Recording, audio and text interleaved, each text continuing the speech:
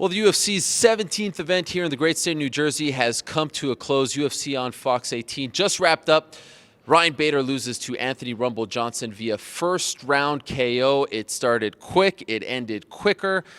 Wow. Anthony Rumble Johnson once again emerges as the #1 contender in the UFC's light heavyweight division. That is the man in the hat, Chuck Mindenhall. I am Ariel Helwani here in Newark, New Jersey.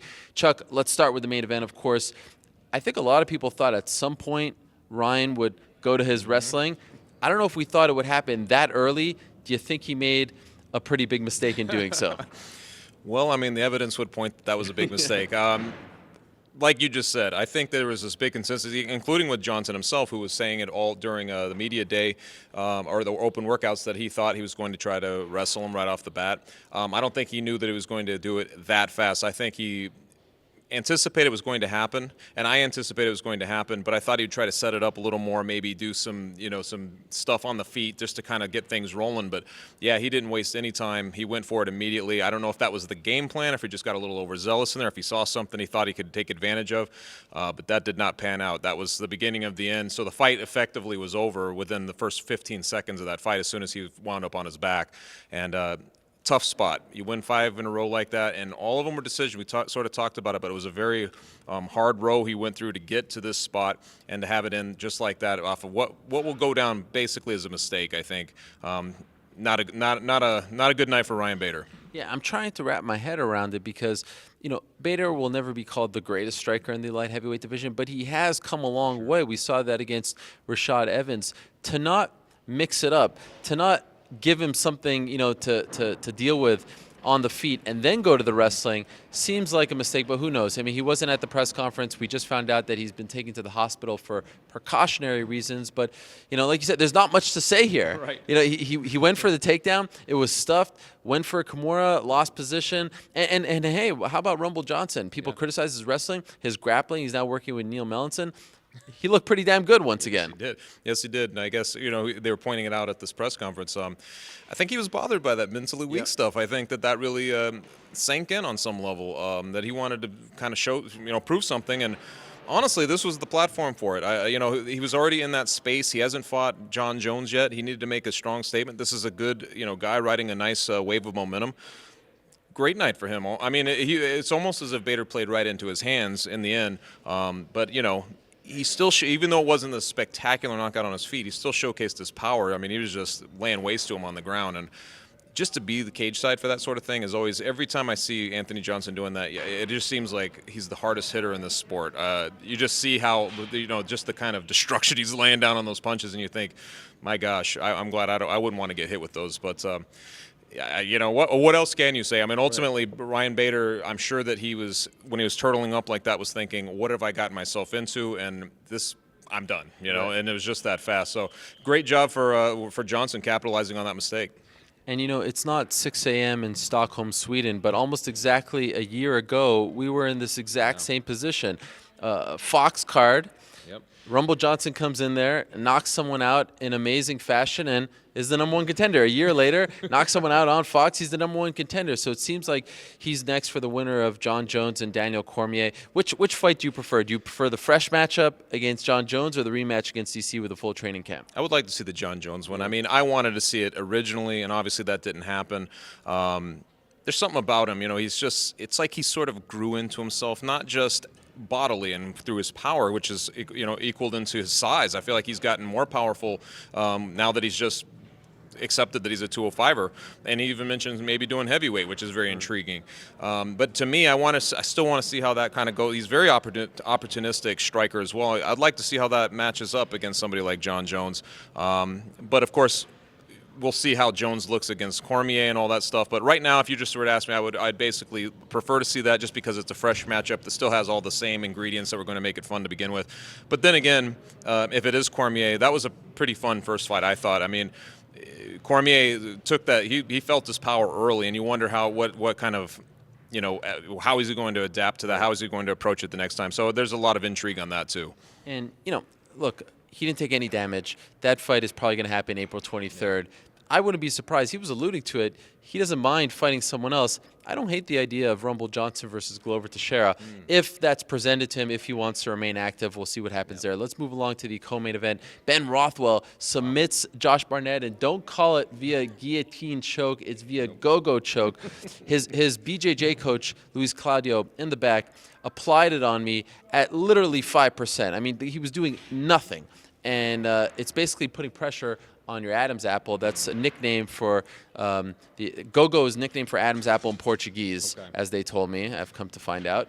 And it feels like your Adam's apple is literally coming out of your throat. It is not a very good feeling. It still feels a little sore, and it happened almost 2 hours ago. That, to me, is the shocker of the night right there. Not that Ben won, but that he submitted, made Josh tap due to submission for the first time in his career.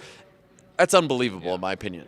It is unbelievable. Out of all the scenarios we did our preview show, I would not have guessed that was going to happen. Now we know that he's capable. We know he's crafty. We know he can do things on his feet or the go-go choke or like on the ground, because we saw that with Matt Mitrione. He's a very he senses something, he goes for it, and I feel like that's been Ben Rothwell's sort of part of his resurgence, is just kind of going for it, and when he capitalizes on somebody's mistake. But no, I wouldn't have seen that happen against Josh Barnett. I mean, obviously the guy's never been submitted, and look at that resume of all the guys he's faced through his career. I know he's a little older, he hasn't fought a lot recently, but to me this was a major step for Ben Rothwell. And it's such a crazy thing because he was already in that space to be a contender anyway, I thought. Winning 3 in a row and having beaten Alistair Overeem in that run. And now he does this on national TV against Barnett, who's been up there. He's a guy who's perennially up towards the top. And you have to sort of think like he has a pretty good case to make for that title shot. It's a little unfortunate that there's so much uncertainty at the top right now, and then they just dangled a carrot in front of Miocic. So who knows if that happens? But I would almost, if it was up to me, I would almost give him the title shot based on this fight. Well, it's amazing. It's like after Overeem's win, we were all saying title shot for Overeem. After Stipe's win, we're all saying title shot for Miocic. Now we're saying title shot for Rothwell. They all have a pretty darn good case. You could throw Kane in there as well, though I think it's a tough sell to put him in a title fight after this latest injury. But I think with his last 3 wins in particular, finishes over Reem, Mitrione, and now Barnett. You can throw in the Vera fight in there if you want. I think he has a very, very strong case. He's saying all the right things. He did start slow, and I thought that was a good thing as well. He started slow, he was stiff, he seemed a little nervous, but he was able to figure it out in the second round. Ben Rothwell's resurgence, one of the great stories that we've seen over the last couple of weeks. Who saw this coming? No. Did you? No, not at all. I mean, I was asking him a question tonight because, he was trading wins and losses, losing to really good guys. He lost to Arlovsky, he lost to Hunt, he lost to, Kane, obviously, yeah. So he was losing the guys, but then he'd pick up a win that was not, somewhat, wouldn't be that memorable, and then here he is on the streak. No way I would have ever seen it. We were talking in the preview show also. I was like, if this fight happened with Barnett 3 years ago, Barnett would have been like a huge favorite, I think, in this fight, just given where they were at in their careers. No, I didn't see him coming this way. It's funny.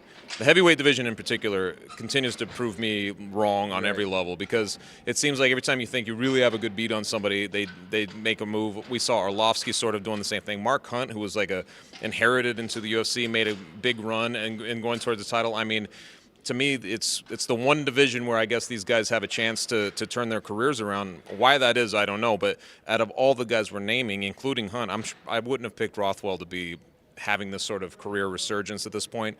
But good for him. And when you see a guy do this, you want to see them get that title shot because they've hung around the game long enough. There's a tenured sort of feeling to him. You kind of want to see them get that shot, just given his trajectory and everything he's been through. So if he does have to take one more fight, I would hate to see him slip in that fight and not get that title shot. Sadly, no Rothwell jig, no laugh afterwards. He was all business. And I wonder if this is the end of the road for Josh Barnett. He was very distraught afterwards. You know how he feels about submissions.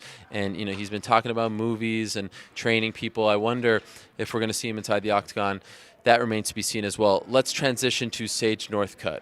Wow. You talk about shockers. Not so much that he lost, perhaps how he lost. He loses via triangle choke, but for just the 5th time in UFC history, the victor, in this case Brian Barberena, wins via triangle choke without passing guard. He was in half guard, and that's a very rare thing. Actually, Josh Barnett versus Brett Rogers, same scenario happened a few years back in Strikeforce.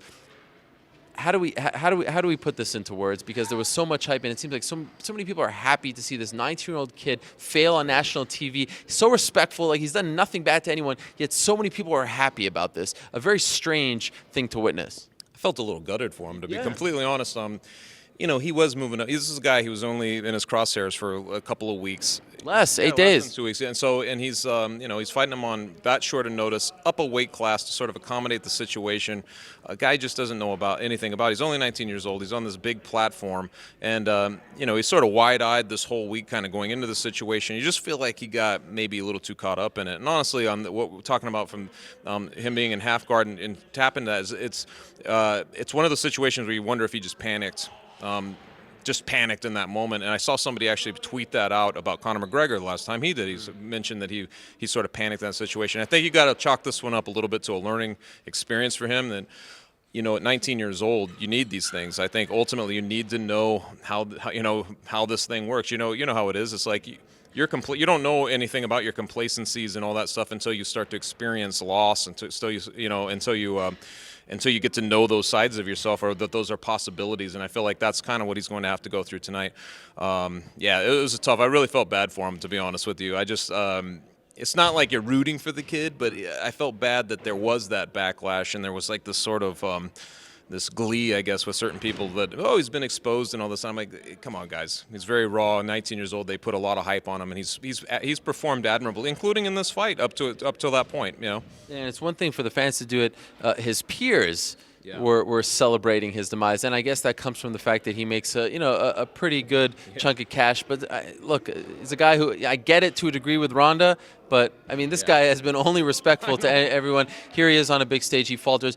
I would like to see him maybe commit more to that TriStar team, because a lot is made of the fact that he trains with TriStar. He was really only there for like a week or so. Faraz Zahabi was in his corner, but he's spent the rest of the time back in Texas, and you kind of wonder if he can evolve there. It seems like maybe he has outgrown that amazingly at 19 years old, and perhaps they slow their roll.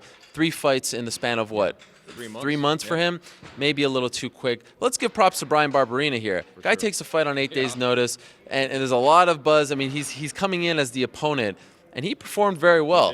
And his team was very confident. John Crouch, Benson Henderson, I saw them prior. They were super confident that he was going to rough him up, and he did so. So I think it's important to actually give him props here. Yeah, 100%. I think it was you who tweeted that. You were talking to him. I guess I always sort of thought he would be a hard out tonight. I thought maybe this would go the distance. I mean, you could see a scenario where he would, Sage would have to go through some toil to get this win.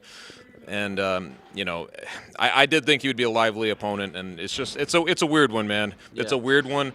But I think that when you're 19 years old and you're given this sort of red carpet treatment to this point, you want to get it out of the way early. And he may hit some more bumps in the road. I think he's got a long way to go to being what we were sort of, where we're expecting him to go and what we're expecting him to be. He's got a ways to go on that. We still might see him stumble a few times, but ultimately he's so athletic. He's got a great mind. Obviously, he does have a lot of skills. Like he's demonstrating in there. I think he'll be fine in the long run. But hopefully, when he looks back on this, he'll say, he'll be thankful for that. Yeah, I firmly believe losses don't mean as much as they may be doing boxing here in MMA. I mean, if you can come back, get a big win, people forget about your loss. Especially when you're a star, and he's still got the star quality. I think if he comes back and he starts putting together a win streak, I don't think he loses much, to be honest with you. We didn't get a chance to talk to him afterwards, so don't really know how he's feeling after the loss, but hopefully we'll hear from Sage Northcutt in the very near future. All right, let's wrap this up. Some other big performances tonight. Jimmy Rivera extends his winning streak to 18 in a row. Big Jersey crowd here. In favor, of course, of the Jersey boy, Jimmy Rivera. How about Randy Brown of Looking for a Fight fame? Picks up his first UFC win. And I thought, really nice story, Tarek Saffiedine, who had been away for so long, finally gets back in there, picks up a win. Anyone else you want to spotlight before we say goodbye? No, I was going to mention Saffiedine as well. I just thought, he hasn't been in there a whole lot, and I just thought he looked pretty good. At the opposite end of that, Jake Ellenberger, I feel a little bad for him. I think he's been trying to sort of get his momentum going again. I think he's 1-5 in his last bunch of fights, and I feel like he's one of those guys, sometimes you see him in the fight game who just have a very steep decline at one point, and unfortunately I think that Ellenberger might be at that point. But good on Saffiedine, because he showed showed up and did what he had to do, and I thought he looked pretty good in doing it tonight. Yeah, another one worth mentioning, Diego Ferreira. Big win over Olivier Aubin-Mercier. All right, we're done. Thank you very much for watching our coverage of UFC on Fox 18 from right here in Newark, New Jersey. Next week, it's UFC Fight Night. What is it? It's when there's in Vegas and. No, it's UFC Fight Night. I don't know. Are they even going 82, 87? I don't even know if they're using the numbering system on this. I feel like it's all out 82 and a half. It's Wonder Boy versus Johnny Hendricks Super Bowl weekend next week in Las Vegas. And the Man in the Hat continues his streak of attending events here. We'll be there, right? Yep, I'll be there. All right, I look forward to that. Reminder, of course, MMA Hour is back live on Monday, so stay tuned for that. We got a great show planned for you. But for now, we say goodnight from New Jersey. Thank you so much for watching our coverage. We'll see you on Monday.